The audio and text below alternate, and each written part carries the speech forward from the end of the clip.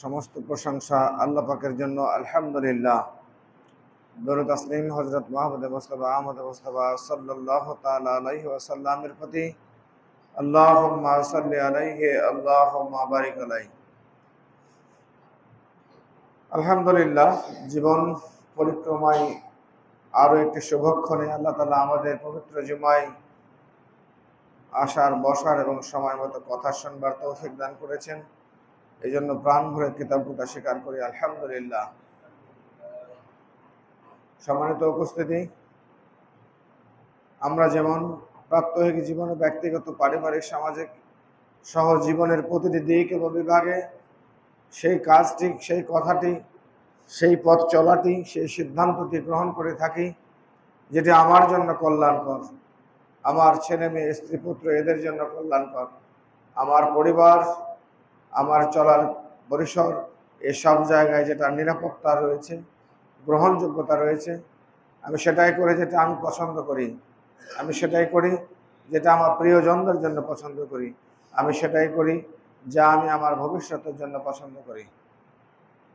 কিন্তু যিনি আমাকে, আপনাকে, আমাদের সবাইকে জীবন দিয়েছেন, এই পৃথিবীকে সাজিয়ে রেখেছেন আর সুশোভিত করে রেখেছেন, এখান থেকে দিক নির্দেশনা দিয়েছেন, তার এই নিয়ামত রাজি ভোগ করার নির্দিষ্ট নীতিমালা দিয়ে, সেই মহান সৃষ্টিকর্তা রব্বুল আলামিন কি পছন্দ করেন আর কি পছন্দ করেন না, জীবনের অনেকটা পথ পাড়ি দিয়ে সংসার পরিক্রমায় আজ অনেক দূরে এগিয়ে গিয়েছি, হয়তো সফলতার অনেক চিহ্ন রেখে যাচ্ছি, স্মৃতির পাতায় রেখে যাচ্ছি অনেক ঘটনা প্রবাহ, কিন্তু এখনো খেয়াল করেছি কিনা জানি না যে কাজ, কথা এবং সিদ্ধান্তগুলি, চিন্তার জগতে অবগাহনগুলি, পথ চলার ক্ষেত্রে আমাদের পদচারণার দিক নির্দেশনাগুলি কোন জায়গায় আল্লাহ পছন্দ করেন আর কোন জায়গায় আল্লাহ পছন্দ করেন না, এটি হয়তো আমাদের অনেকে ভাববার সুযোগ পায়নি। প্রিয় উপস্থিতি, প্রযুক্তির এই চরম শিখরে যখন আরোহণ, উচ্ছ্বসিত অবস্থা, ঠিক এই সময় যখন এর করাল গ্রাসে অনেকে হারিয়ে নিজেদেরকে ঈমান আকীদা হারিয়ে ফেলছে, ঠিক এটাকেই অনুকূল পরিবেশে ব্যবহার করে এর দ্বারা কল্যাণ লাভেও ধন্য হচ্ছে, এটি অস্বীকার করার কোনো সুযোগ নেই। আলহামদুলিল্লাহ, সে প্রযুক্তির কারণেই আজকে আমরা যে বিষয়টি নিয়ে আলোচনা করার সহজে সহায়তা পেয়েছি, সেটার ভালো দিকটি আমরা জানবার চেষ্টা করব এবং আমল নেওয়ার চেষ্টা করব। প্রিয় উপস্থিতি, কোরআনের কিছু আয়াত আল্লাহ তাআলা বলেছেন, এরকম কিছু আয়াত অনেকগুলি, যে আয়াতগুলিতে আল্লাহ আগে কিছু আদেশ নিষেধের কথা বলেছেন আর শেষে বলে দিয়েছেন যে তিনি এটাকে ভালোবাসেন অথবা এটাকে ভালোবাসেন না। নিশ্চয়ই আপনারা আলোচনার এই শিরোনামের সঙ্গে একমত হবেন যে আল্লাহ কোন জিনিসগুলি ভালোবাসেন না, এইগুলি থেকে আগে সরে আসতে হবে।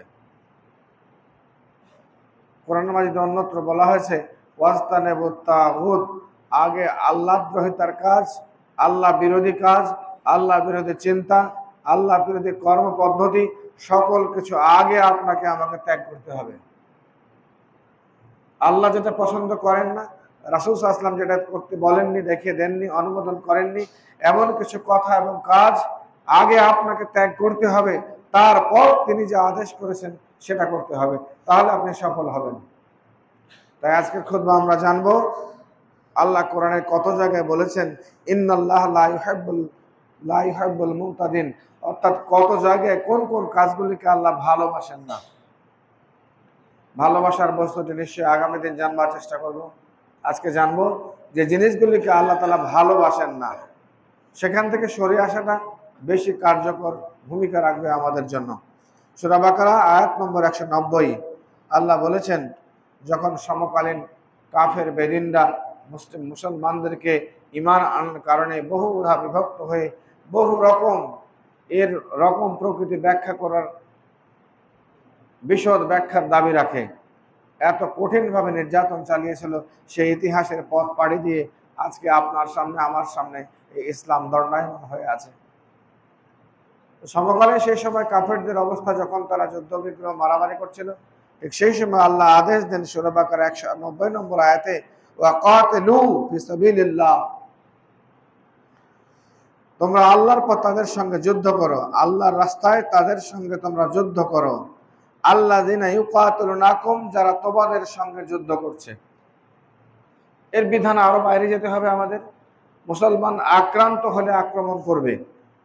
মুসলমান বিধান হচ্ছে ইসলাম বিধান, আক্রান্ত হলে আক্রমণ করা, আর নিজেদের সাধ্যমতো সর্বদাই প্রস্তুত রাখা, নিজের বাহনকে, নিজেকে মৃত্যুর জন্য তৈরি রাখা, নিজের রসদ, পরিবার, পরিজন সবাইকে যে কোনো মুহূর্তে টেকেল দেওয়ার জন্য প্রস্তুত রাখা, এটিও আল্লাহর নির্দেশ। যা আছে তখনকার বলেছে যে ঘোড়া প্রস্তুত রাখো, এখন ঘোড়া নেই। আপনি আপনার ব্যাংকের চেক, হাতের লাঠি, অথবা মোবাইল নাম্বার, ব্যাটারিতে চার্জ, সিমে আপনার টাকা বা ব্যালেন্স ইত্যাদি প্রস্তুত রাখতে হবে আপনাকে, আমাকে সর্বদাই।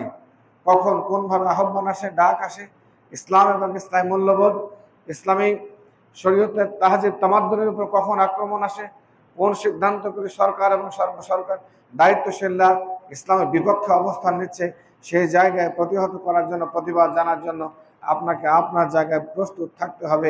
এটি কোরআনের আরেকটি আদেশ। এখানে বলা হলো তোমরা আল্লাহর রাস্তায় তাদের সঙ্গে যুদ্ধ করো যারা তোমাদের সঙ্গে যুদ্ধ করে। ওয়ালা তাদাদু, তাই মনে রাখা উচিত এই যুদ্ধ করতে গিয়ে, সংগ্রাম করতে গিয়ে কখনো সীমা লঙ্ঘন করো না। কারণ ইন্নাল্লাহা লা ইউহিব্বুল মুতাদিন, নিশ্চয়ই যারা সীমা লঙ্ঘন করে এদের আল্লাহ ভালোবাসেন না। তাহলে বলবেন এই আয়াত দ্বারা কি শিখবো, কি গ্রহণ করব? এই আয়াতের আহ্বান কি? আমরা প্রস্তুত থাকব। প্রস্তুত থাকতে গিয়ে যখন যদি ময়দানে নামতে হয়, এখন তো বড় ময়দানে আছে, আমরা নিজে যা বিশ্বাস করি তা বাস্তবায়ন করতে পারছি না, যা চাই তা পরিবারে হচ্ছে না, যা চাই তা হাত দিয়ে মুখ দিয়ে হচ্ছে না, যা চাই তা বাজারঘাট আয় ব্যয় লেনদেন দিয়ে হচ্ছে না। এই জায়গায় তো আমরা ব্যর্থ। সামনের যুদ্ধ কিভাবে আসবে আমাদের সামনে? যখন ইসলামী মিল্লাত অধিকাংশ মানুষ নিজেদেরকে ইমানের দোরগোড়ায় দাঁড় করাতে সমর্থ হবে, তখন ইমানে পূর্ণাঙ্গ স্বাদ প্রাপ্তির জন্য তখন সেই সিচুয়েশন তৈরি হবে যেখানে তাকে যথার্থই অস্ত্র এবং রক্ত এবং জানমাল দিয়ে তাকে ঝাঁপিয়ে পড়তে হবে। এখন তো নিজেদেরই প্রস্তুতি নেই, ঝাঁপানোর কি সুযোগ? ঝাঁপানোর সুযোগ যদি আল্লাহ করে দেয়, আমরা সবাই ইমান ত্যাগ করে ইহুদি খ্রিস্টান হয়ে যাবে অনেকেই। বলে বাবা কি বলতে বলছো বলো, কি কোথায় যাব বলো, সব রাজি আছি, কিন্তু আমাকে বাঁচাও, পরিবারকে বাঁচাও। কাজে এই জায়গায় কিন্তু আপনার সামনে যুদ্ধের আহ্বান আসবে না। তখনই আসবে যখন আপনি এই যুদ্ধের পূর্ব প্রস্তুতিগুলো সকল ক্ষেত্রে আপনি সমর্থ হবেন, এই দরজাগুলি, রাস্তাগুলি পার হয়ে যাবেন। আল্লাহ তখন দেখবেন যে এই জান্নাতের উপযুক্ত হচ্ছে, তবে উত্তম জান্নাত দেওয়ার জন্য আরো সামনে বাড়িয়ে দেওয়া দরকার। তখনই আপনার সামনে সেই পরিবেশ আসবে। প্রিয় উপস্থিতি, ইসলাম অত্যন্ত তাত্ত্বিক জিনিস, অত্যন্ত বাস্তবতা, বিজ্ঞানের সাথে সংগতিপূর্ণ। ইসলাম আপনাকে বুঝবার ক্ষমতা দিয়েছে। এটা দিয়ে যখন আপনি বুঝতে এগিয়ে যাবেন তখনই বুঝতে পারবেন। এর আগে যেভাবে চলছি, এ চলা যে কোন চলা আল্লাহই ভালো জানেন। শেষে ঘোষণা করলেন যে যুদ্ধক্ষেত্রে হোক আর নিজের চলার ক্ষেত্রে হোক, এই বাস্তব জীবনে আমাদের বর্তমান এই ক্ষেত্রটা যেখানেই হোক না কেন, তোমরা সীমা লঙ্ঘন করো না। কারণ যারাই সীমা লঙ্ঘন করে আল্লাহ তাদেরকে পছন্দ করেন না। 1, 2 নম্বর সূরা বাকারা আয়াত নম্বর 205 এবং 4-এও কিছু কথা বলেছেন আল্লাহ তাআলা। তিনি বলেছেন, মানুষের মধ্যে এমন লোক আছে পার্থিব জীবনে যার কথা তোমার কাছে বড়ই চমৎকার মনে হয় এবং নিজের সদিচ্ছার ব্যাপারে সে বারবার আল্লাহকে সাক্ষী মানে, কিন্তু আসলে সে সত্যের নিকৃষ্টতম শত্রু। 204 নম্বর আয়াতের অর্থ কি বলা হলো? কিছু মানুষ আছে, ভালো করে দেখেন, আপনি আপনার মহল্লায় দেখতে পাচ্ছেন কিনা, আপনার গ্রামে, আপনার আশেপাশে, বাজার ঘাটে, দায়িত্বশীল ইউনিয়ন পরিষদের মেম্বারে, পার্লামেন্টে, দেশের মধ্যে দেখতে পাচ্ছেন কিনা দেখেন। এই আয়াতের অর্থটা আমাদের সঙ্গে মিলছে কিনা দেখেন। মানুষের মধ্যে এমন লোক আছে পার্থিব জীবনে যার কথা তোমার কাছে বড়ই চমৎকার মনে হয়। আমরা এভাবে সাজাবো, জাতির স্বপ্ন পূরণ হয়ে যাবে। আমাদের কর্মপদ্ধতি, সংবিধান, আমাদের দলীয় নীতিমালা, এটা এই নীতিমালার আলোকে কেউ ক্ষুধার্ত থাকবে না। এই নীতিমালার আলোকে প্রত্যেকটা পরিবার চাকরি পাবে। এই নীতিমালার আলোকে দেশের দারিদ্র দূর হয়ে যাবে। দারিদ্র সীমায় যত মানুষ সবাই উপরে উঠে যাবে, সচ্ছল জীবনযাপন করবে, উন্নত দেশের তালিকায় পড়ে যাবে। অনেক কথা আপনাকে আমাকে ভালো লাগে না? অবশ্যই ভালো লাগে। সেদিন একজন উচ্চ শিক্ষিত, উচ্চ পদস্থ ব্যক্তি আমাদের সামনে মাগরিবের আজান হয়ে যাচ্ছে, আমরা নিশ্চিত অধিকাংশ 99% উনি নামাজ পড়েন না। আজান হয়ে গেল, আমরা অনুমতি নিয়ে নামাজ পড়লাম। উনি নামাজ পড়লে পথ হাঁটা শুরু করলেন, কিন্তু এর আগে কিছু কথা এমন তুলে ধরলেন যাতে মনে হলো আল্লাহু আকবার, এর চাইতে ইমানদার ব্যক্তি আর যে আমার সামনে আর কখনো পড়েনি। নৈতিকতা, মূল্যবোধ, সামাজিকতা, অন্যের অধিকার, ইনসাফ, এত শব্দ ব্যবহার করে তিনি নিজেকে জাহির করতে চাইলেন, মনে হলো ওর চাইতে ইমানদার আর কেউ নাই। অথচ তিনি আজান হয়ে গেল, নামাজ না পড়েই অনেক পরে দেখলাম উনি হেঁটে হেঁটে তার গন্তব্য পথে চলে গেলেন। এই কথা কি আমাকে তার মাগরিবের নামাজের আগ পর্যন্ত তার কথাটি তো আমার জন্য পুরো আদর্শ অনুকরণীয় ছিল। এখানে তাই বলছে সূরা বাকারা 204 নম্বর আয়াত, আপনারা পড়ে দেখবেন একাধিক তাফসীর। মানুষের মধ্যে এমন লোক আছে পার্থিব জীবনে যার কথা তোমার কাছে বড় চমৎকার মনে হয় এবং নিজের সদিচ্ছার ব্যাপারে সে বারবার আল্লাহকে সাক্ষী করে, আমি কিন্তু এই জন্য কাজ করছি না, আমি আল্লাহকে সাক্ষী রেখে করছি, আল্লাহর সন্তুষ্টির জন্য করছি, আল্লাহকে হাজির নাজির দেখে করছি, এইভাবে কথা বলছে। প্রকৃতপক্ষে আল্লাহ বলছেন এই ধরনের কিছু লোক অত্যন্ত নিকৃষ্টতম লোক। পরের আয়াতে আল্লাহ বলছেন ওয়াজা তাওয়াল্লা সাফিল আরদ, আর যখন সে কর্তৃত্ব লাভ করে, এই যে কথা বললো, বক্তব্য দিল, এরপরে যখন দায়িত্ব পেয়ে যায়, পৃথিবীতে তার সমস্ত প্রচেষ্টা সাধনা নিয়োজিত করে বিপর্যয় সৃষ্টিতে, শস্য ক্ষেত এবং মানব ফসল ধ্বংস করতে। শস্য ক্ষেত্র এবং মানব বংশ যে আছে, প্রজন্ম আছে, এদেরকে ধ্বংসের ক্ষেত্রে সে নিজেকে ব্যয় করে। কিভাবে বোঝা যাচ্ছে? আয়াত কি বলছে? মানুষের মাঝে কিছু মানুষ আছে, এদের কথাবার্তা আপনাকে আমাকে এতই চমৎকৃত করবে, আল্লাহ বলছেন এরা নিকৃষ্টতম লোক, শত্রু তোমাদের জন্য।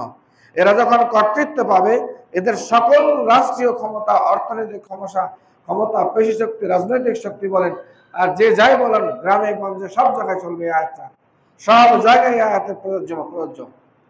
এরা তখন বিপর্যয় সৃষ্টি, শস্য ক্ষেত এবং মানব প্রজন্মকে ধ্বংস করতে তাদের ক্ষমতা ব্যয় করবে।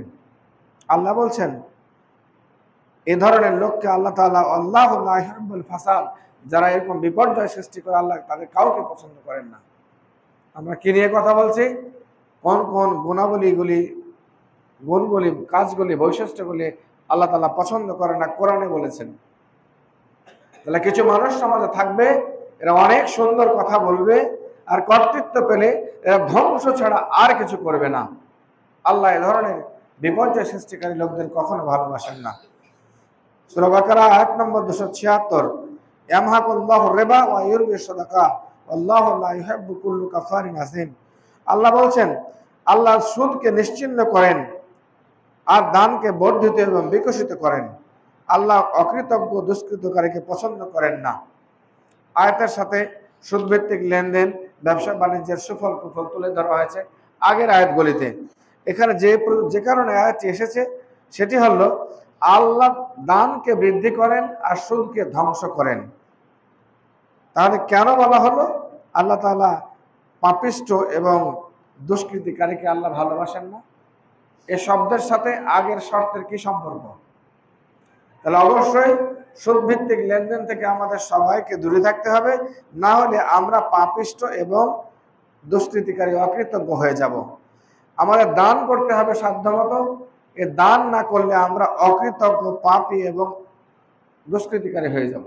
এই কারণে এই দুটা কাজ করলে পরে এই গুণটা হব না, আর এই গুণটা না করলেই এই নামে সম্বোধিত, বিশেষায়িত নামে আমরা সম্বোধিত হব। আর যদি হয়ে যায় এটি আল্লাহ পছন্দ করেন না। তাহলে সুদের সঙ্গে সম্পর্ক আর দানের সঙ্গে সম্পর্কটা আমাদের কি হওয়া উচিত? এটার সাথে আল্লাহর ভালোবাসা অথবা ঘৃণা শব্দটি প্রযোজ্য। আলে ইমরান আয়াত নম্বর 32, কুল আতিউল্লাহ ওয়া রাসূলা, হে রাসূল তুমি সবাইকে জানিয়ে দাও তোমরা আল্লাহর আনুগত্য করো এবং রাসূল সাল্লাল্লাহু আলাইহি ওয়াসাল্লামের আনুগত্য করো। ফাইন তাওয়াল্লাউ, আর যদি আল্লাহ রাসূলের আনুগত্য থেকে নিজেকে ফিরিয়ে নাও, ফাইনাল্লাহ লা ইউহিব্বুল কাফিরিন, তাহলে মনে রাখো আল্লাহ কাফেরদের ভালোবাসেন না। কথা কি বোঝা যাচ্ছে? তিনি বললেন যে হে রাসূল তুমি বলো আল্লাহ রাসূলের আনুগত্য করো, কি আর যদি তোমরা ফিরে যাও, এ থেকে মুখ ফিরিয়ে নাও, তবে মনে রেখো নিশ্চয়ই আল্লাহ তাআলা কাফেরদের ভালোবাসেন না। করতে বললেন আনুগত্য, আর ভালোবাসেন না কাফেরদের। দুটার সাথে সম্পর্ক কি হলো?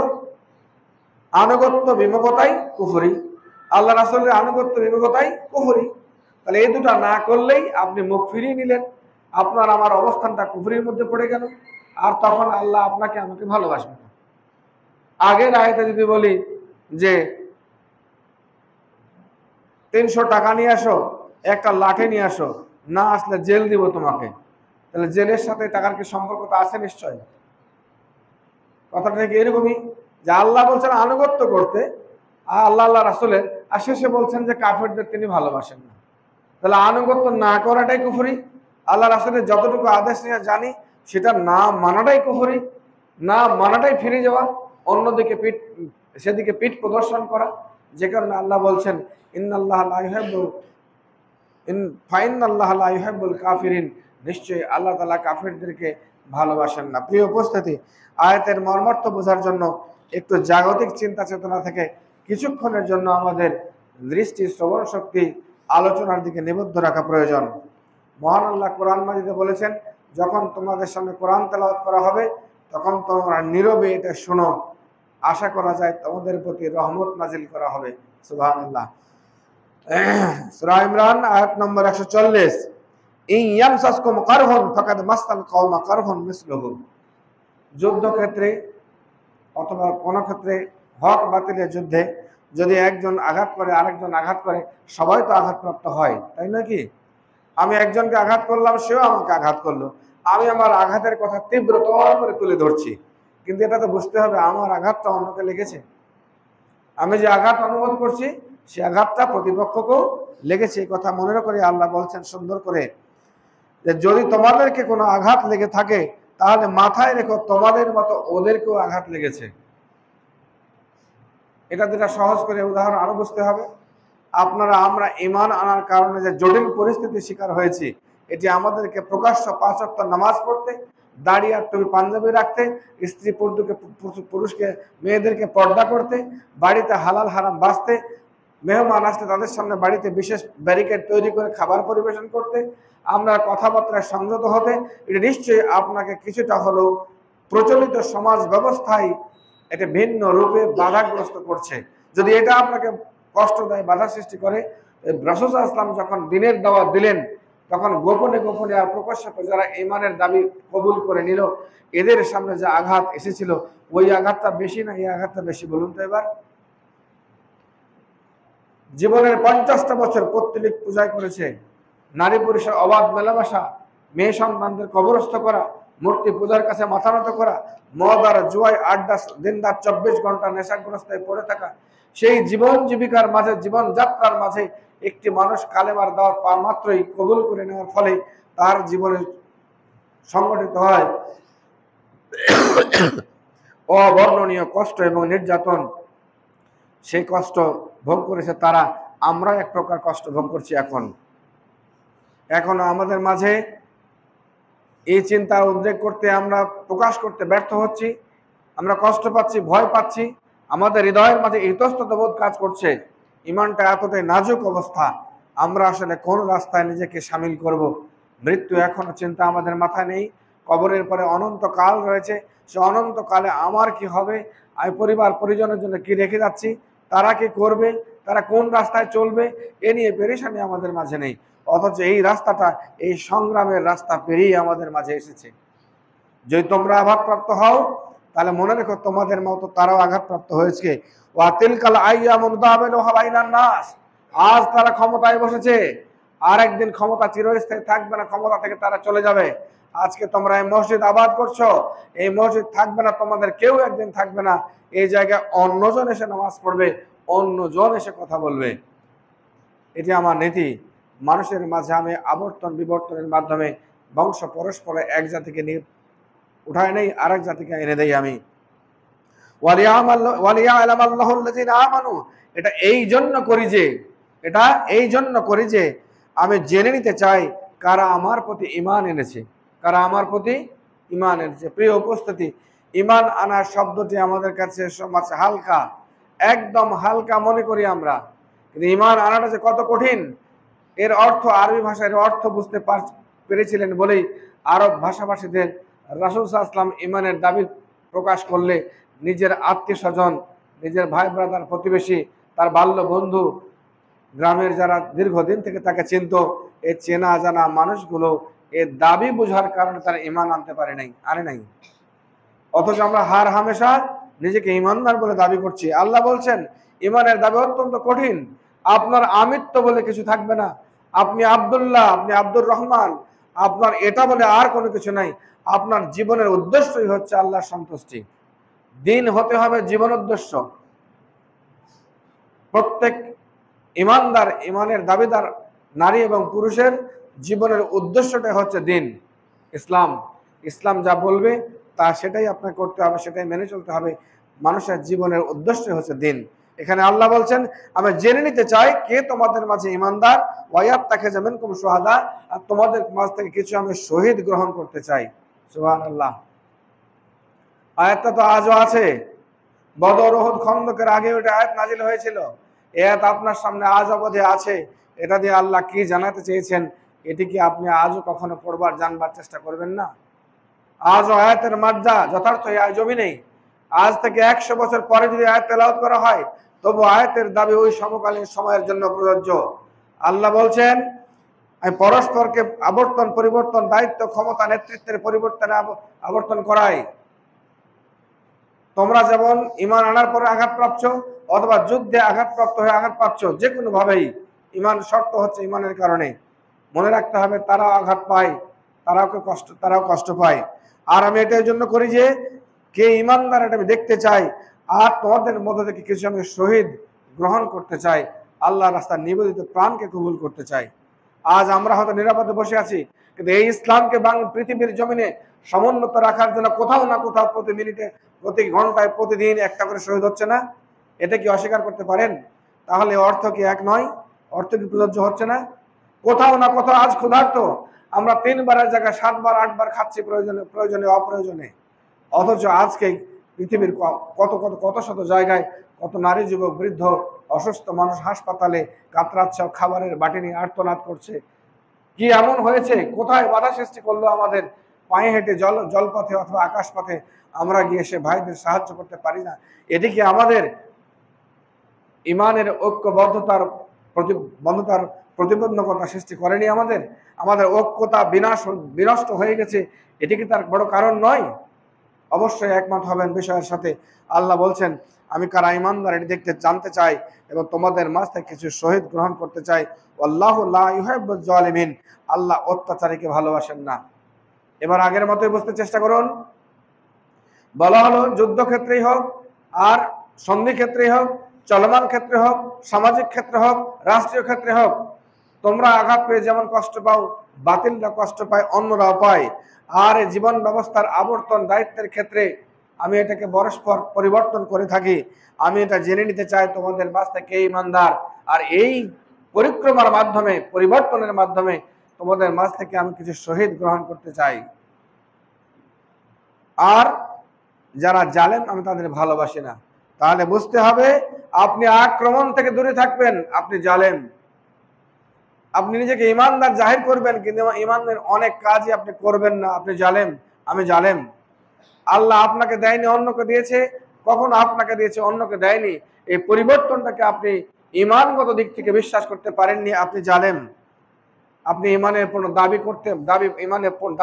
দাবি পূরণ করছেন না, এটি আপনি জালেম। আপনি নিজের কথা দিয়ে, কাজ দিয়ে, লেখনী দিয়ে, মোবাইল প্রযুক্তি ব্যবহার করে হলেও, আপনার অর্থ দিয়ে, সম্পদ দিয়ে, ক্ষমতা দিয়ে, আপনার ভোটাধিকার দিয়ে, সকল কিছু দিয়ে আপনি দিনের পক্ষে কাজ করছেন না, আপনি শহীদকে অস্বীকার করছেন। এই জায়গায় তো আপনার ত্যাগ। যখন প্রয়োজন হবে, কিছু মানুষ তো দিচ্ছেই, আজও হয়তো কেউ মারা যাচ্ছে, বাংলার জমিনে মারা যাচ্ছে, পাক ভারত উপমহাদেশে মারা যাচ্ছে, মধ্যপ্রাচ্যে মারা যাচ্ছে হয়তো পশ্চিমাঞ্চলে, উত্তরাঞ্চলে, পূর্বাঞ্চলে। কে কোথায় মারা যাচ্ছে? শুধুমাত্র কালেমা লা ইলাহা ইল্লাল্লাহ এটাকে স্বীকার করার কারণেই মারা যাচ্ছে। কিন্তু মারার কথাটা আপনি জানেন না, আর জানলে আপনি চিন্তা করেন না। চিন্তা করলে এটাকে বাস থেকে রূপ দেওয়ার জন্য আপনার কোনো অভিপ্রায় নেই। কাজে এই জায়গায় আমি জালেমের মধ্যে পড়ে যাব, আর এই জালেমকে আল্লাহ তাআলা ভালোবাসেন না। সূরা নিসা আয়াত নম্বর 36, ওয়াবুদুল্লাহ, আল্লাহর ইবাদত করো, ওয়ালা তুশরিকু বিহি শাইআ, আল্লাহর সামনের কাতারগুলি পূরণ করা হয় কাছাকাছি করে। ওয়ালা তুশরিকু বিহি শাইয়্যা, আল্লাহর সঙ্গে কাউকে শিরক করো না। ওয়াবিল ওয়ালিদাইনি ইহসানা, পিতামাতার প্রতি সদাচরণ করো। ওয়াবিজিল কুরবা, নিকটাত্মীয়। ওয়াল ইয়াতামা, ইয়াতীমদের সাথে ভালো আচরণ করো। ওয়াল মাসাকিন, মিসকিনদের সাথে। ওয়াল জারিজিল কুরবা, নিকটাত্মীয়। ওয়া জারিল জামবে, প্রতিবেশী, প্রতিবেশী। ওয়া সাহিবিল জাম, নিকট বন্ধু বান্ধব। আবনের সাবিল, পথহারা দিশেহারা। আজ পথহারা দিশেহারা আছে, কেমন কিছু মানুষ আছে তাকে জামিনে মুক্তি করবে, তার আইনগত জটিলতা দূরীকরণ করবে, আইনজ্ঞদের অর্থ দিয়ে তাকে মামলা জামিন করবে। এই ব্যবস্থাটা অনেক মানুষের নেই। জেলখানায় দিনের পর দিন বিচার বহির্ভূতভাবে আটকে আছে। এ সমস্ত মানুষকে সহযোগিতার হাত আপনাকে আমাকে বাড়িয়ে দিতে হবে। এটাই হচ্ছে আবনের সাবিল। ওমা মালাকাত আইমানুকুম, নিজেদের অধীনস্থ মানুষদের সাহায্য করো। ইন্নাল্লাহা লা ইউহিব্বু মান কানা মুখতালান ফাকুরা, নিশ্চয়ই আল্লাহ তাআলা অহংকারী, ফখরকারী, আত্মম্ভারী এই লোককে ভালোবাসেন না। কি হলো এমন? আয়াতের শেষে বলা হলো অহংকারী, আত্মম্ভারী মানুষদের ভালোবাসেন না, আর আগে কি বলা হলো? পিছনে ছাত্র ভাইরা এসে চুপচাপ বসে এদিকে তাকালে ভালো হবে। প্রত্যেকটা কথা কোরআনের অর্থ বলছি, আমি কোনো কিসসা কাহিনী বলছি না। আল্লাহ এক বলছেন, আল্লাহর ইবাদত করো, তার সঙ্গে শিরক করো না। পিতামাতার সাথে ইহসান করো, নিকটাত্মীয়, ইয়েতিম, মিসকিন, নিকট প্রতিবেশী, দূর প্রতিবেশী, নিজেদের বন্ধু বান্ধব, পথহারা দিশেহারা মানুষ, অধীনস্থ মানুষদের সঙ্গে ভালো আচরণ করো। আর যদি আলোচনা না করো তাহলে ভালো আচরণ করো, নিশ্চয়ই আল্লাহ অহংকারীদের ভালোবাসেন না। এটার সাথে এটা কি সম্পর্ক হলো? শেষের শর্ত আর আগের আলোচনা দুটার সঙ্গে কি সম্পর্ক হলো? এই কাজগুলি যারাই যথার্থভাবে করবে না তারাই হচ্ছে আত্মম্ভারী। যে আল্লাহর ইবাদত করবে না সে অহংকারী, শিরক করবে অহংকারী, পিতামাতার ইহসান করবে না অহংকারী, নিকটাত্মীয়, ইয়েতিম, মিসকিন, প্রতিবেশী, দূর প্রতিবেশী, বন্ধু বান্ধব এবং পথহারা দিশেহারা অসহায় মানুষদের সহযোগিতার অধীনস্থ মানুষদের প্রতি সদাচরণ না করবে, প্রত্যেককেই অহংকারী। আর অহংকারীকে আল্লাহ ভালোবাসেন না। সূরা মায়েদা আয়াত 64। এখানে অনেক কথা বলেছে যে ইহুদিরা বলে যে আল্লাহর হাত সংকুচিত। বন্ধু, আল্লাহর হাত আল্লাহ আমাদের দেয় না, ওদেরকে দিচ্ছে, আমাদের দেয় না। আল্লাহ বলছেন গুল্লাত আইদিহিম ওয়া লুইনু বিমা কালু, তারা যে কথাটা বললো এই জন্য তাদের প্রতি আল্লাহ লানত বর্ষিত হোক। বল ইয়াদু মাবসুতাতানি, বরঞ্চ আল্লাহর হাত হচ্ছে সম্প্রসারিত, যে চায় তাকে তা আল্লাহ ইচ্ছা মতো দিয়ে দেয়। ইউনফিকু কাইফা আসা, তিনি যেভাবে চান মানুষকে দিয়ে দেন। ওয়ালা ইয়াজিদান্না কাসীরাম মিনহুম মা উনজিলা ইলাইকা মির রাব্বিকা তুগয়ানা কুফরা, আল্লাহ যা বিধিবিধান দেন এই সমস্ত মানুষের সীমালঙ্ঘন এবং পাপাচারিতা ছাড়া আর কিছুই বৃদ্ধি পায় না। যে এত বিধান, কেউ কি বিশ্বাস করেন 1%? অথবা 1%কে 100 ভাগ করে আরো 1% বিশ্বাস করেন যে আল্লাহ কোনো জায়গায় ব্যর্থ না? আলহামদুলিল্লাহ বিশ্বাস করি না আমরা। তাহলে আপনার প্রপার কমপ্লিট অ্যাক্টিভিটিস এটা কি প্রমাণ করে যে আপনি আল্লাহর প্রতি পূর্ণ আস্থাশীল? হে যুবক, হে বৃদ্ধ, হে যারা প্রাপ্তবয়স্ক নারী পুরুষ যে যেখানে আছেন, মনে করেন তো যে আল্লাহ যে সম্যক সব বিষয়ে সম্যক ক্ষমতাবান, সমর্থবান, এটা যেমন বিশ্বাস করি আমরা মৌখিক, এটা কি আসলে জীবনের প্রত্যেকটা দিক এবং বিভাগে বিশ্বাস করতে পেরেছি? না, পারি না। এটা আমরা পারি না। তো বলছে যত বিধানই দেই এদের সীমাবদ্ধতা আর পাপাচার এটি বৃদ্ধি করে, কোনো কাজে লাগে না। ও আলফাইনা বাইনাহুমুল আদাওয়াত আল বাগদা, পরস্পরের মধ্যে শত্রুতা এবং হিংসা বিদ্বেষ বাড়িয়ে দেয়, এবং এটা কিয়ামত পর্যন্ত থেকেই থাকবে। কুল্লামা আওকাদু নারা লিল হারবে আসফাহাল্লাহ ইয়াসআউনা ফিল আরদি ফাসাদা আল্লাহু লা ইউহিব্বুল মুফসিদিন। শেষে আল্লাহ তাআলা বলছেন আর দুই তিনটি কথা বলে, আল্লাহ বিপর্যয় সৃষ্টিকারীকে ভালোবাসেন না। বলুন তো এবার, দান দক্ষিণার কথা বলা হলো, আল্লাহ যেভাবে খুশি সেভাবে মানুষকে দেন এটা কথা বলা হলো, আর বলা হলো আল্লাহ কিছু বিধান দিয়েই যান কিন্তু আদম সন্তানের সীমালঙ্ঘনতা এবং পাপাচারিতা বৃদ্ধি পায়। আর শেষে বলছেন বিপর্যয় সৃষ্টিকারী ভালোবাসেন না। তাহলে এইগুলি ক্ষেত্রে পজিটিভ অবস্থান না করাটাই আপনার বিপর্যয় সৃষ্টিকারীর মাঝে আপনি আমি শামিল। আর এই অবস্থা চলতে থাকলে আল্লাহ আমাদের ভালোবাসবেন না। সূরা মায়েদা আয়াত 87। ইয়া আইয়ুহাল্লাযিনা আমানু লা তুহাররিমু তাইয়্যিবাত মা হাল্লাল্লাহু লাকুম ওয়া লা তা'তাদু, আল্লাহ যা হালাল করেছেন তা কখনো তোমরা হারাম করে দিও না এবং এক্ষেত্রে সীমা লঙ্ঘন করিও না। ইন্নাল্লাহা লা ইউহিব্বুল মুতাদিন, সীমা লঙ্ঘনকারীকে আল্লাহ ভালোবাসেন না। সূরা আনামের 141 নম্বরে একই আয়াত বলা হয়েছে। সূরা আরাফ আয়াত নম্বর 31 এ আরো একটি বিধান বলা হয়েছে। এটা সমকালীন আর রাহিকুল মাকতুমের প্রথম দিকে পেয়ে যাবেন। বিশদ ঘটনা। মাওলানা শফিউর রহমান মুবারকপুরী রাহিমাহুল্লাহ এই কিতাবে লিখেছেন যে ওই সময় কাবার চতুর্দিকে তারা উলঙ্গ হয়ে উলঙ্গ নারী পুরুষের তওয়াফ করত। এই বিধান ইসলাম আসার পরে আল্লাহ কঠিন সুন্দর করে বলে দিলেন, ইয়া বানি আদমা খুজ জিনাতাকুম ইনদা কুল্লি মাসজিদ ওয়া কুলু ওয়াশরাবু ওয়া লা তুসরিফু। হে বনি আদম, তোমরা যতবার মসজিদে সিজদায় যাবা ততবার তোমাদের সাধ্যমতো তোমাদের সুন্দর পোশাকটা পরিধান করো। যতবার তোমরা সালাত আদায় করবে ততবার সুন্দর পোশাক পরিধান করো। অকুলু ওয়াশরাবু, তোমরা খাও পান করো। ওয়ালা তুসরিফু, কিন্তু তোমরা অপচয় করো না। আজ অপচয় পৃথিবীতে একটা পরিসংখ্যান ছিল যে প্রতিদিন যে পরিমাণ যত টন খাবার নষ্ট হয়, এই পরিমাণ খাবার যদি থাকতো তাহলে আগামীকালকে খাবার কেনার মতো হয়তো লোকই পাওয়া যেত না। যে খাবার প্রতি ন্যানো সেকেন্ডে নষ্ট হচ্ছে সারা পৃথিবীতে, এত খাদ্যের জন্য ক্ষুধার্ত মানুষ নেই, এভাবে নষ্ট হচ্ছে। আল্লাহ বলছেন ওলা তুসরিফ, আপনার বাড়িতেও নষ্ট হচ্ছে, আমার বাড়িতেও হচ্ছে। প্রত্যেকের দ্বারা শুধু কাপড় অপচয় না, খাবার অপচয় না, কথার অপচয় হচ্ছে, চলার অপচয় হচ্ছে, পানির অপচয় হচ্ছে, বহু দিক দিয়ে অপচয় হচ্ছে। এই বিদ্যুতের অপচয় হচ্ছে, গ্যাসের অপচয় হচ্ছে, আগুনের অপচয়, খড়ির অপচয়।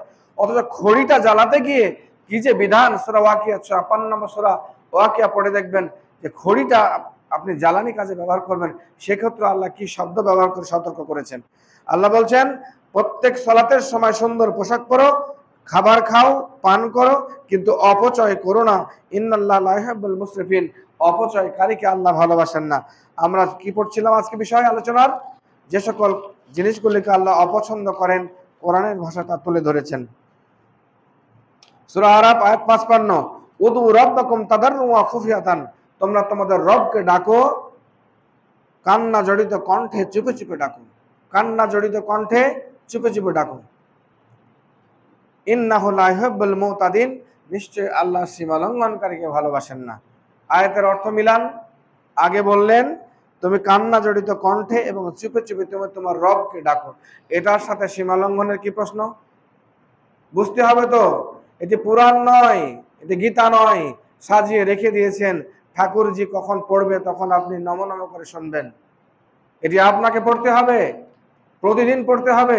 জীবনে মৃত্যুর আগে এর পূর্ণ দাবি পূরণে আপনাকে সচেষ্ট হতে না পারলেও এর দাবিগুলি কি আল্লাহ কি মেসেজ দিয়েছেন এটি আপনাকে পড়তে হবে। আজকের প্রিয় উপস্থিতি, এই কথাটা ভালো করে মনে রাখেন, কোরআন আপনাকেই পড়তে হবে। আপনার কাছে এসেছে, দায়িত্ব আপনারও সমান, যেভাবে কোরআনে বিধৃত হয়েছে সবগুলি। তাহলে আপনাকে ডাকতে বলেছে কান্না জড়িত এবং চুপি চুপি, আপনি ডাকছেন না, আপনি সীমা লঙ্ঘন করলেন। আপনার অপরাধ নেই, আর অপরাধ বোধ কাজ আপনি আমরা অপরাধ করেছি, অপরাধ বোধ থাকলে না আমি চুপি চুপি ডাকবো? অপরাধ যে আমি করছি, অপরাধ এবং যেগুলি ভালো কাজ, দুয়ের মাঝে পার্থক্য করতে আমি জ্ঞান নেই, আমার ইমান সেটা আমাকে পার্থক্য করতে পারে না, তাই তো আমি যাচ্ছে তাই করছি, সুতরাং আমি সীমালঙ্ঘনকারী। আল্লাহ তাই বলছেন, সীমালঙ্ঘন আল্লাহ ভালোবাসেন। সূরা আনফাল আয়াত ৫৮। আর যদি কখনো কোনো জাতির পক্ষ থেকে তোমাদের খেয়ানতের আশঙ্কা থাকে তাহলে তার চুক্তি প্রকাশ্যে তার সামনে ছুড়ে দাও। ধরে নেন কারোর সঙ্গে কথা হয়েছে, তিনি কথাটা দেখতে পাচ্ছেন ও কথা রাখবে না, তখন কথার শেষ না যাওয়া আগ পর্যন্ত আগেই আপনাকে বলতে হবে আপনি চুক্তির কথা ঠিক রাখছেন না, আপনার সঙ্গে আমি চুক্তি ভঙ্গ করে দিলাম। কারণ আল্লাহ চুক্তি ভঙ্গকারীকে পছন্দ করেন না, এ কথা বললেন। তো চুক্তি অন্যের ভঙ্গ করলে যেমন আপনাকে চুক্তি ভঙ্গের শর্ত ছড়িয়ে ফেলে দিতে হবে প্রকাশ্য, অনুরূপভাবে আমিও খেয়ানতকারী হতে পারবো না, এটিকে আল্লাহ পছন্দ করে না, এই কথাটা আয়াতের দাবি। সূরা নাহল আয়াত ৩২, লা জারামা আন্নাল্লাহা ইয়ালামু মা ইউসিরুনা ওয়া মা ইউলিনুন, আল্লাহ প্রকাশ্য এবং অপ্রকাশ্য সবকিছু জানেন। ইন্নাহু লা ইউহিব্বুল মুস্তাকবিরিন, নিশ্চয়ই আল্লাহ অহংকারীকে ভালোবাসেন না। আল্লাহ বললেন তোমাদের প্রকাশ্য অপ্রকাশ্য সব জানি, আমি অহংকারীকে ভালোবাসি না। আয়াতের অর্থ কি? শব্দটা কিভাবে মিলাবেন? আমি যা প্রকাশ্য করছি এটা আল্লাহকে ভয় করছি না, আমি যা অপ্রকাশ্য করছি আল্লাহকে ভয় করছি না। অহংকার গর্ব করে চলছি, অহংকার গর্ব আছে বলেই প্রকাশ্য এবং গোপনে আমি আল্লাহর আদেশকে উপেক্ষা করে চলেছি, এটি অহংকারের বহিঃপ্রকাশ। তাই আল্লাহ শব্দ শেষে বলছেন অহংকারীকে আল্লাহ ভালোবাসেন না। সূরা হজ আয়াত ৩৮, ইন্নাল্লাহা ইউদাফিউ আনিল লাযিনা আমানু যারা ঈমান এনেছে এদেরকে আল্লাহ তাআলা সংরক্ষণ করেন। সুবহানাল্লাহ। কি বলা হলো? সূরা হজ আয়াত 38, যারা ঈমান এনেছে এদেরকে স্বয়ং আল্লাহ তাআলা সংরক্ষণ করেন। আলহামদুলিল্লাহ। ইন্নাল্লাহা লা ইউহিব্বু কুল্লা খাওয়ানিন কাফুর, নিশ্চয় আল্লাহ কোন বিশ্বাসঘাতক কৃতজ্ঞকে পছন্দ করেন না। ঈমানের সাথে বিশ্বাসঘাতক এবং কৃতজ্ঞ বলা হলো কেন? যারা ঈমান আনেনি, ঈমানের কথা চিন্তা করছে না, ঈমান আনার দাবি করলে সে পথে একটুকুও চলছে না, সবকটাই হচ্ছে বিশ্বাসঘাতক এবং কৃতজ্ঞ। সর্বশেষ দুটি আয়াত, সূরা কাসাস আয়াত নম্বর ৭৭। আল্লাহ তোমাকে যে সম্পদ দিয়েছেন তা দিয়ে আখিরাতের ঘর তৈরি করার চিন্তা করো। সুবহানাল্লাহি ওয়া বিহামদিহি। কি বলা হলো? হে রিকশাওয়ালা, হে বিশ্ববিদ্যালয়ের ভাইস চ্যান্সেলর, আর যারা অন্যের বাড়িতে কাজ করো, নিজের ঠিকানা না অন্যের জমিতে বাস করো, প্রত্যেকের একই কথা বলা হয়েছে, অবতাগি ফিমা আতাকাল্লাহু দারাল আখিরা, তুমি খুঁজে নাও, তুমি তৈরি করো, প্রস্তুত করো, তোমাকে যা দেওয়া হয়েছে এর মাধ্যমেই কি করবা? আর দারুল আখিরাতা, পরকালের ঘর তৈরি করে নাও। ওয়ালা তানসি নাসিবাকা মিনাদ দুনিয়া, তুমি যে যেখানে আছো, যা পেয়েছো, তোমার এই প্রাপ্তিটা তুমি কখনো ভুলে যেও না। সুবহানাল্লাহ। এ বাইরে কথা বলে কে? ওই ডাক দেন তো, পিছনের গেটে কে আছেন? ওই ছেলেকে ডাক দেন। ওয়ালা অবতাগি ফিমা আতাকাল্লাহ, তুমি সেটা দিই অন্বেষণ করো, খুঁজে নাও, তৈরি করো, প্রস্তুত করো। দারাল আখিরা, আখিরাতের দরজা, আখিরাতের বাড়ি, আখিরাতের ঘর জান্নাত।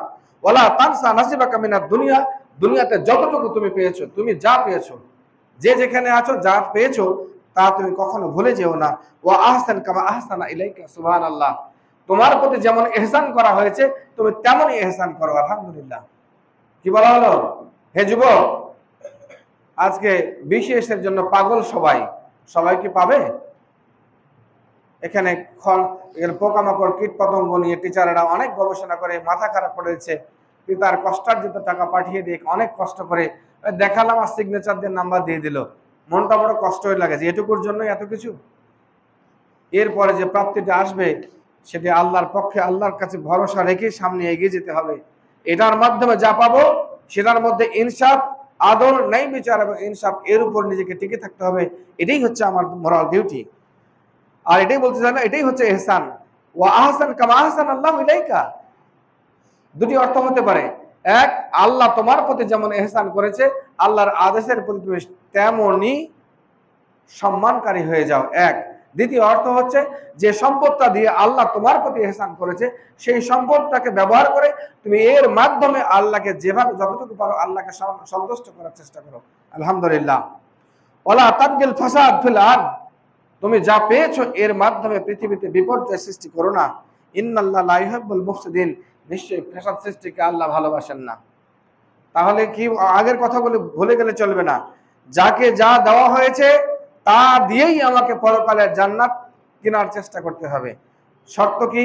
অন্যত্র সূরা তাওবা আয়াত নম্বর 111, ইন্নাল্লাহা আশতারা মিনাল মুমিনিনা আনফুসাহুম ওয়া আমওয়ালাহুম বিআন্না লাহুমুল জান্নাহ, মানুষের জান এবং মালের বিনিময়ে আল্লাহর জান্নাত বিক্রি করে দিয়েছেন। পৃথিবীর কেনাবেচার শর্ত হচ্ছে টাকা দিব, সম্পদ হস্তগত হতে হবে, ট্রান্সফার হবে। আর আল্লাহর সঙ্গে বিক্রিটা ট্রান্সফার স্টপ আছে। তিনি যেভাবে আমি বিক্রি হয়ে গেছি, তিনি যেভাবে বলছেন সেভাবে চলতে পারে গিয়ে জান্নাত পাবো। আর সেভাবে না চলি তো ওই জান্নাত আর কন্ট্যাক্ট ঠিক থাকবে না। সে কথা তো আগে জেনে ফেললাম। আমরা যদি কন্ট্যাক্ট ঠিক না করি আল্লাহ চুক্তিপত্র ছুড়ে দিবেন না? কি পেলাম কেন একটু আগে? যদি কোনো কন্ট্রাক্ট, চুক্তি করা জিনিস যদি এক পক্ষ না করে, খেয়ানত করে, আল্লাহ আমাদের বলছেন প্রকাশ্য ছুড়ে ফেলতে। এখন আমরা জান্নাতের কন্ট্রাক্ট নিয়ে পৃথিবীতে এসেছি জানমাল দিয়ে, কন্ট্রাক্ট যদি ভঙ্গ করে ফেলি আল্লাহ কি সে শর্ত ছুড়ে ফেলবেন না আমাদের সামনে? এই উপস্থিতি খেয়াল করা দরকার। শেষ আয়াত সূরা লোকমান আয়াত নম্বর 8। লোকমান আলাইহিস সালাম নবী ছিলেন না, তবে দিনদার মানুষ ছিলেন। তিনি তার ছেলেকে দীর্ঘ ওসিয়ত করে গেছেন, একের পর এক 10-11টি ওসিয়ত। এগুলি আল্লাহর কাছে এত পছন্দ হয়েছে, এই নামে একটি সূরা তৈরি করে আল্লাহ তাআলা কোরআনে কোড করে দিয়েছেন লোকমান আলাইহিস সালামের কথাগুলি। তার মধ্যে একটি কথা, ওয়ালা তুসাইয়ির খাদ্দাকা লিন-নাস, তুমি মানুষের দিক থেকে মুখ ফিরিয়ে নিয়ে কথা বলো না। মানুষ যে কথাই বলুক, ভালো বন্ধু যাক, শুনে তুমি তোমার কমেন্ট করবা অথবা চুপ থাকবা। ওয়ালা তুসাইয়ির খাদ্দাকা, তুমি ফিরিয়ে নিও না তোমার গালকে বা মুখকে, লিন-নাস, ভিন্ন দিকে, ওয়ালা তামসি ফিল আরদে মারাহা, এবং পৃথিবীর বুকে চলো না উদ্যত ভঙ্গিতে, অহংকারী ভঙ্গিতে। ইন্নাল্লাহ লা ইউহিব্বু কুল্লা মুখতালিন ফাকুর, নিশ্চয় আল্লাহ তাআলা আত্মম্ভরী এবং অহংকারীকে ভালোবাসেন না। নিজ ছেলেকে আল্লাহ তাআলা না লুকমান আলাইহিস সালাম এই উপদেশ দিলেন, দিয়ে থেকে তিনি বললেন যে নিশ্চয় অহংকারী এবং আত্মম্ভরী অহংকারীকে আল্লাহ ভালোবাসেন না। তাহলে এত আয়াত দ্বারা জানার চেষ্টা করলাম আমরা আজকে কোরআন দিয়ে, যে সকল কাজ, কথা, চিন্তার জগতে, অবস্থানগত দিকে, ব্যবহারিকগত দিক থেকে যে দিকগুলিকে আল্লাহ ভালোবাসেন না, তা পরিষ্কারভাবে কোরআন মাজিদে স্পষ্টভাবে বিধৃত করেছেন আল্লাহ তাআলা। আমরা আরও নিজের উদ্যোগে জানবার চেষ্টা করব। আজকে আলোচিত বিষয়গুলি আল্লাহ স্মৃতিপটে অক্ষত রেখে মেনে চলার তৌফিক দান করুন, আমিন। পৃথিবীর শুরু থেকে যত মানুষ ইমানের সাথে দুনিয়া ত্যাগ করেছেন সবাইকে আল্লাহ তাআলা মাফ করে দেন, আমিন। পৃথিবীর শুরু থেকে যত মানুষ ইমানের দাবি নিয়ে দুনিয়া থেকে চলে গেছেন সবাইকে আল্লাহ তাআলা শহীদ হিসেবে কবুল করুন। আজ যারা বাংলার জমিন সহ সারা পৃথিবীতে ইসলামের প্রকৃত ঝান্ডাকে সমুন্নত রাখতে গিয়ে সংগ্রামরত আছেন সবাইকে আল্লাহ তাআলা ধৈর্য ধরে ইমানের উপর টিকে থাকার তৌফিক দান করুন, আমিন। আমাদের কাছ থেকে যারা প্রিয়জন চলে গেছেন, ওস্তাদ, ছাত্র, বন্ধু, পিতামাতা, আত্মীয় স্বজন, ভাই ব্রাদার, সকলের নিজে থেকে দোয়া করার রাস্তা বন্ধ হয়ে গেছে, তাদের পক্ষ থেকে ক্ষমা চাইছি আল্লাহ। ইচ্ছায় অনিচ্ছায় কোনো অপরাধ থাকলে তাদেরকে পাকড়াও না করে তোমার দয়া দিয়ে তাদেরকে ঘিরে রাখিও, আমিন। আমরা যারা এখানে উপস্থিত আছি, যা কিছু ভুল করেছি, ইচ্ছা করে করেছি, আর যা কিছু ভালো কাজ করেছি তোমাকে না দেখেই করেছি আল্লাহ, তুমি আমাদের পাপগুলি ক্ষমা করে দিও, আমাদের ভালো কাজগুলি কবুল করে নিও, আমিন। আজকের এই সময়টুকুকে কালকে আমাদের কঠিন দিনে তোমার রহমত ছাড়া যখন কেউ থাকবে না, সেদিন তুমি আমাদের নাজাতের ওসিলা হিসেবে কবুল করে নিও, আমিন। ওয়া সাল্লাল্লাহু আলা নবী। আসসালামু আলাইকুম ওয়া রাহমাতুল্লাহি।